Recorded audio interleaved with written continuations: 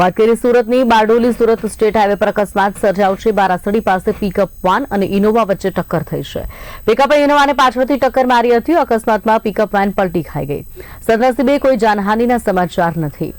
ઘટના બની છે સુરત ખાતે, જ્યાં અકસ્માતની ઘટના સામે આવી છે। અકસ્માતની ઘટનામાં ઘટનાક્રમ એવો છે કે એક પિકઅપ વાનને ટક્કર મારતા ગાડીને નુકસાન પહોંચ્યું હતું। સદનસીબે કોઈ જાનહાનિના સમાચાર નથી। અકસ્માતમાં પિકઅપ વાન પલટી ખાઈ ગઈ હતી। સુરત ખાતે આ ઘટના બની છે। બારાસડી પાસે અકસ્માત સર્જાયો હતો। બારડોલી સુરત સ્ટેટ હાઈવે પર અકસ્માત સર્જાયો હતો। બારાસડી પાસે પિકઅપ વાન અને ઇનોવા કાર વચ્ચે ટક્કર થઈ હતી, જેમાં પિકઅપ વાને ઇનોવા કારને પાછળથી ટક્કર મારી હતી। આ ટક્કર લાગતા અકસ્માતમાં પિકઅપ વાન પલટી ખાઈ ગઈ હતી।